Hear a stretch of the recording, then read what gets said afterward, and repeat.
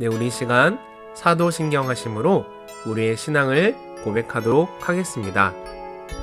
나는 전능하신 아버지 하나님, 천지의 창조주를 믿습니다. 나는 그의 유일하신 아들, 우리 주 예수 그리스도를 믿습니다.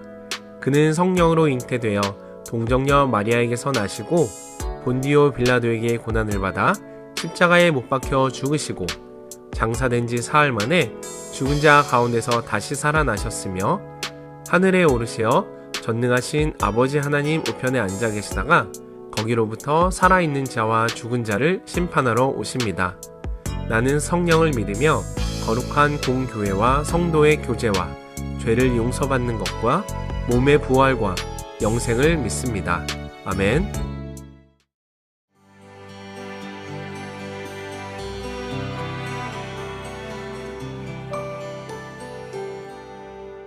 안녕하세요. 오늘은 마태복음 22장과 23장입니다. 앞장에서도 포도원 비유를 통해 유대교 지도자들을 책망했던 주님은 그들을 왕의 아들의 혼인잔치에 초대되었으나 그 호의를 멸시하고 왕의 종들을 때리고 죽이는 자들로 묘사합니다. 그래서 왕은 군사를 보내어 그들을 다 진멸하고 대신 길거리에서 아무나 데려오라고 합니다. 자리가 다 채워졌을 때 연회장을 둘러본 왕은 그 중에 예복을 입지 않은 한 사람을 밖으로 쫓아냅니다. 이 비유는 왜 이스라엘이 심판을 받을 수밖에 없는지, 그리고 왜 구원의 흐름이 이방인을 중심으로 흘러갈 수밖에 없는지를 설명해 줍니다. 이 비유를 읽은 사람들은 아무나 오라고 할 때는 언제고 예복을 입지 않았다는 이유로 쫓아내는 것은 또 뭔가 하고 생각할 수도 있습니다. 당시 왕의 잔치는 예복을 입고 참석해야 했는데 따라서 예복이 없는 자들에게는 예복을 빌려줬다고 합니다. 이 잔치는 결국 구원의 잔치를 의미하는데, 그렇다면 이 예복은 어린 양의 피에 씻은 흰 옷, 다시 말하면 예수 그리스도의 의로 덧입음을 의미합니다.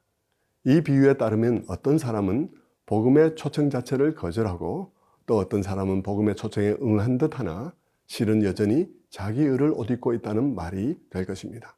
비유에서 악당으로 묘사된 바리새인들은 헤롯 당원들과 공모하여 예수를 잡기 위한 질문을 던집니다. 가이사에게 세금을 바치는 것이 옳으니까 만약 바치라고 하면 바리새인들이 반역자라고 비난할 것이고 바치지 말라고 하면 헤롯 당원들이 로마 당국에 고발할 것입니다. 예수님은 그들에게 동전을 보여달라고 하십니다. 동전에는 로마 황제의 형상이 새겨져 있었습니다.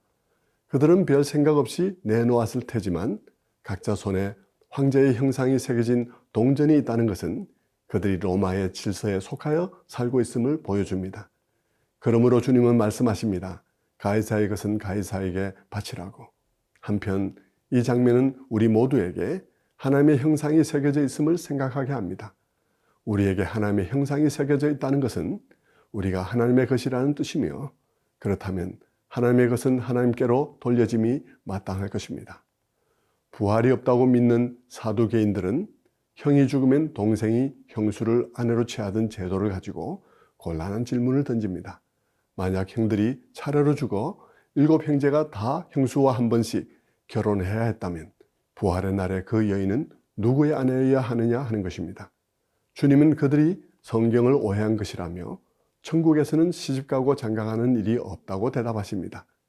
그리고 하나님이 자신을 아브라함과 이삭과 야곱의 하나님이라고 하신 뜻을 생각해 보라고 하십니다.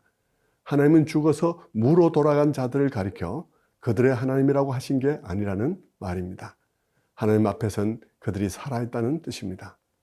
22장의 마지막엔 주님이 그들에게 질문하십니다. 오실 메시아가 다윗의 자손이라면 다윗은 왜 시편에서 그 메시아를 가리켜서 주라고 하였을까 하는 것입니다. 메시아는 단순히 다윗의 후손이 아니며 다윗의 후손으로 오신 다윗의 주라는 말입니다. 십자가의 여정이 절정에 이르면서 주님과 종교 지도자들 간의 갈등 또한 절정에 이릅니다. 따라서 23장에서는 그들의 모순되고 이중적인 삶에 대한 예수님의 진노가 격렬하게 나타납니다. 주님이 보시기에 그들은 말만 하고 행동하지 않으며 남의 어깨에 무거운 짐을 지우면서도 자신은 손 하나 까딱하지 않는 사람들입니다. 그리하여 화 있을진저 외식하는 바리새인과 서기관들이여 라는 심판의 말이 7번이나 선포됩니다. 성전보다 성전에 입힌 금을, 제단보다 그 위에 놓인 재물을 더 중요시하며 11조를 드리면서도 정의와 긍휼의 문제에는 관심이 없는 등 본질보다 형식, 내용보다 겉보기가 중요한 그들의 삶을 주님은 격렬하게 지적합니다.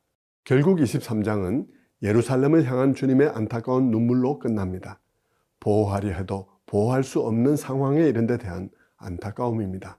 주님의 공개적인 사역은 이렇게 막이 내립니다. 이후로 주님은 제자들과만 상대로 마지막 가르침을 주실 것입니다.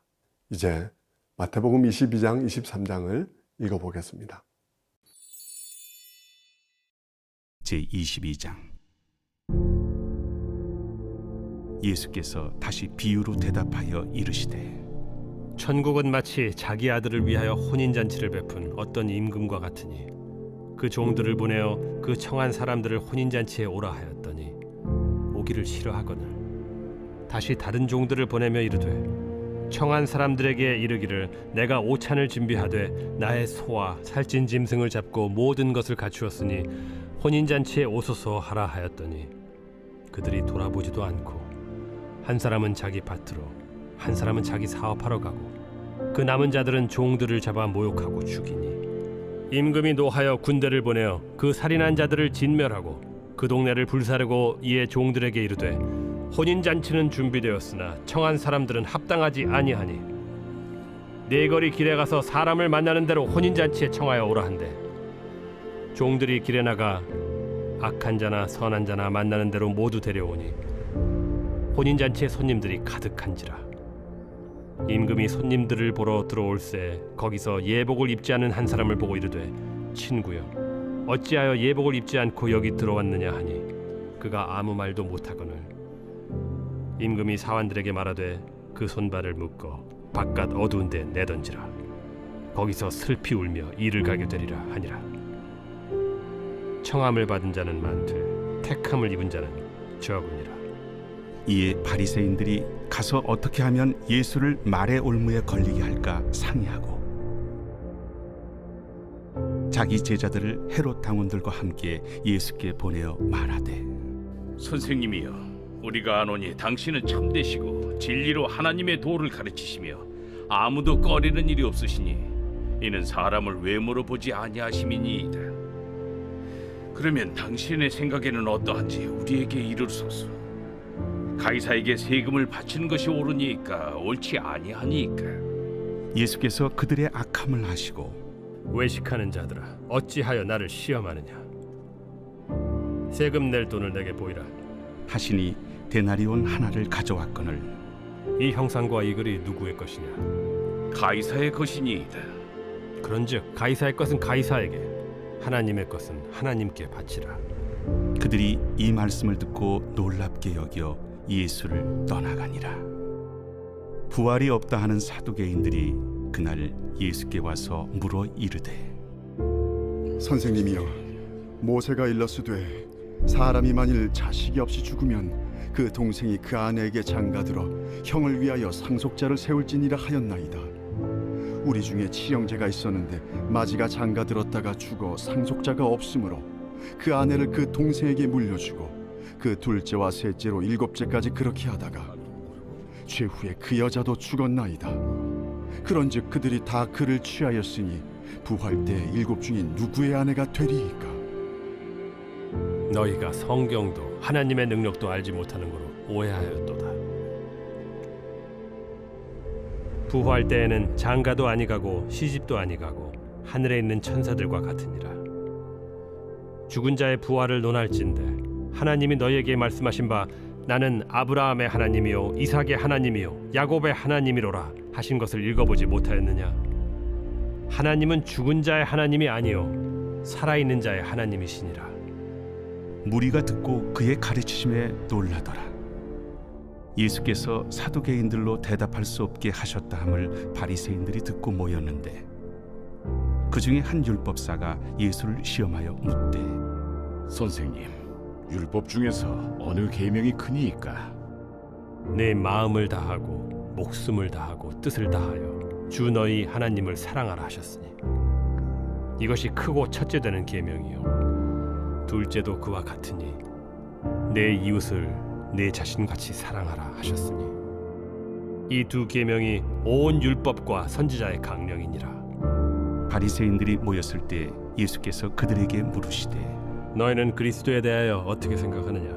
누구의 자손이냐? 다윗의 자손이니이다. 그러면 다윗이 성령에 감동되어 어찌 그리스도를 주라 칭하여 말하되 주께서 내 주께 이르시되 내가 네 원수를 네 발 아래에 둘 때까지 내 우편에 앉아 있으라 하셨도다 하였느냐? 다윗이 그리스도를 주라 칭하였은즉 어찌 그의 자손이 되겠느냐? 한마디도 능히 대답하는 자가 없고 그날부터 감히 그에게 묻는 자도 없더라. 제23장. 예수께서 무리와 제자들에게 말씀하여 이르시되 서기관들과 바리새인들이 모세의 자리에 앉았으니 그러므로 무엇이든지 그들이 말하는 바는 행하고 지키되 그들이 하는 행위는 본받지 말라. 그들은 말만 하고 행하지 아니하며 또 무거운 짐을 묶어 사람의 어깨에 지우되 자기는 이것을 한 손가락으로도 움직이려 하지 아니하며 그들의 모든 행위를 사람에게 보이고자 하나니 곧 그 경문띠를 넓게 하며 옷수를 길게 하고 잔치의 윗자리와 회당의 높은 자리와 시장에서 문안받는 것과 사람에게 랍비라 칭함을 받는 것을 좋아하느니라. 그러나 너희는 랍비라 칭함을 받지 말라.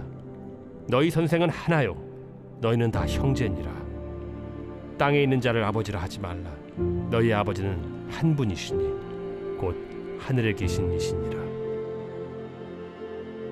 또한 지도자라 칭함을 받지 말라. 너희의 지도자는 한 분이시니 곧 그리스도시니라. 너희 중에 큰 자는 너희를 섬기는 자가 되어야 하리라. 누구든지 자기를 높이는 자는 낮아지고 누구든지 자기를 낮추는 자는 높아지리라. 화 있을진저 외식하는 서기관들과 바리새인들이여, 너희는 천국 문을 사람들 앞에서 닫고 너희도 들어가지 않고 들어가려 하는 자도 들어가지 못하게 하는도다.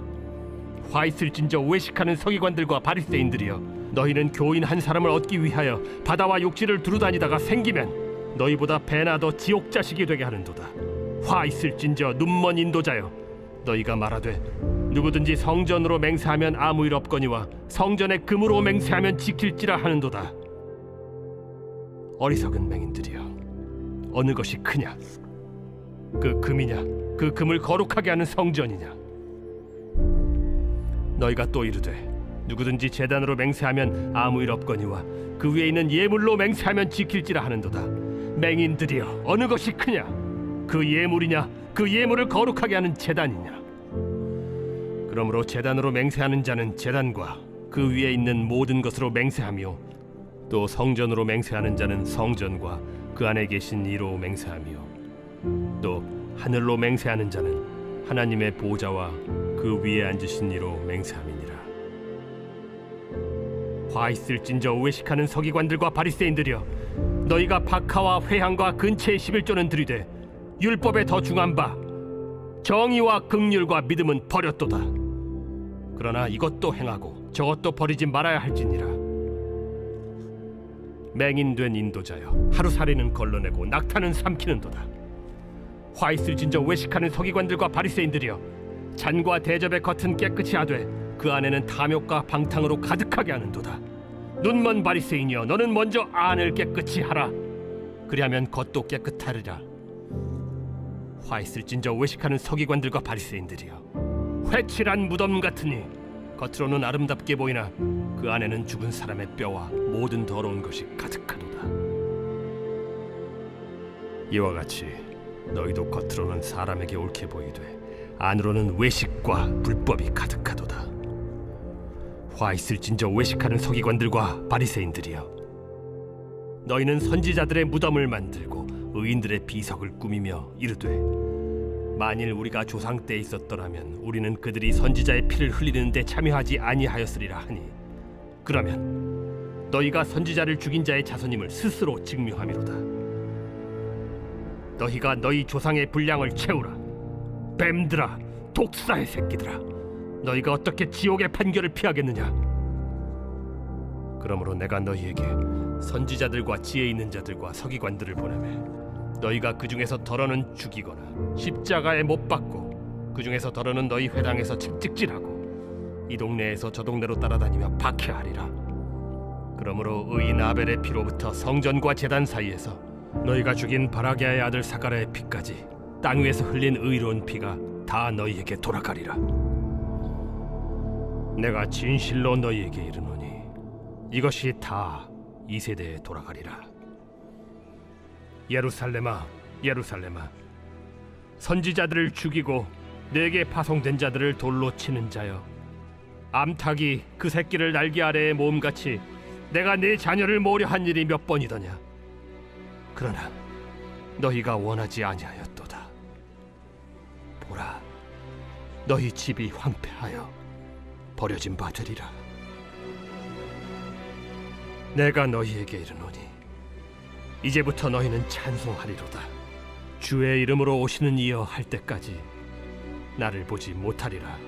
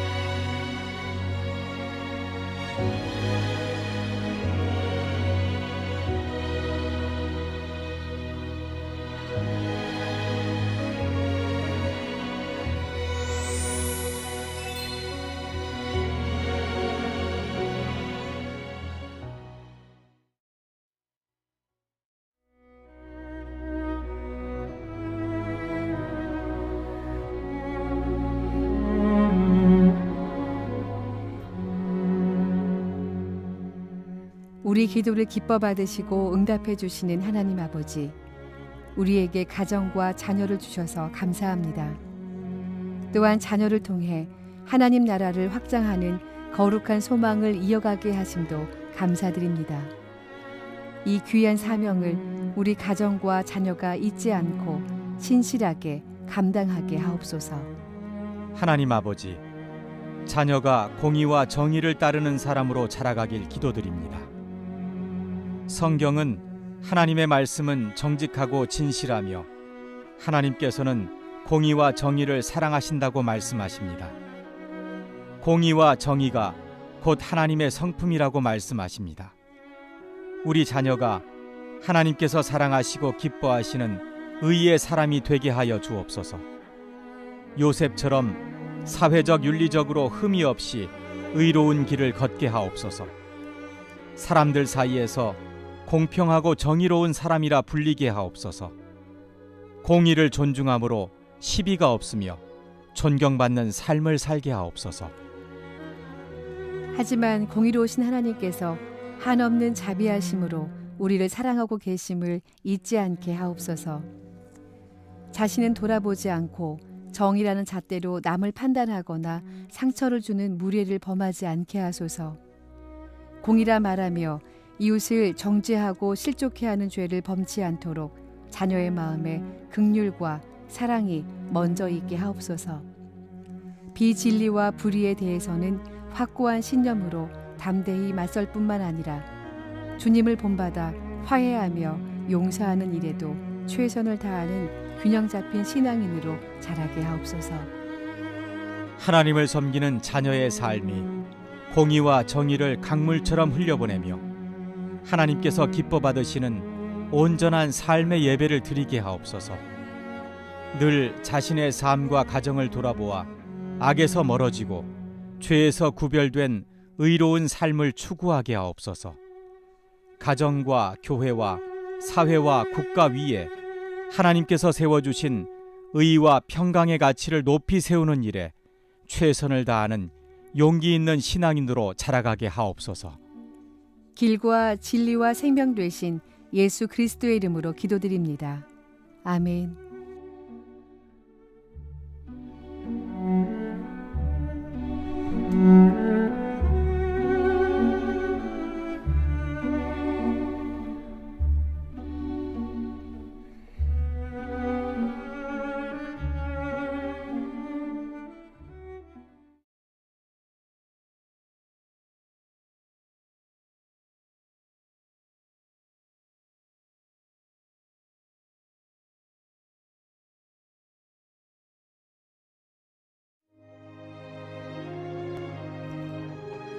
하늘에 계신 우리 아버지, 아버지의 이름을 거룩하게 하시며 아버지의 나라가 오게 하시며 아버지의 뜻이 하늘에서와 같이 땅에서도 이루어지게 하소서.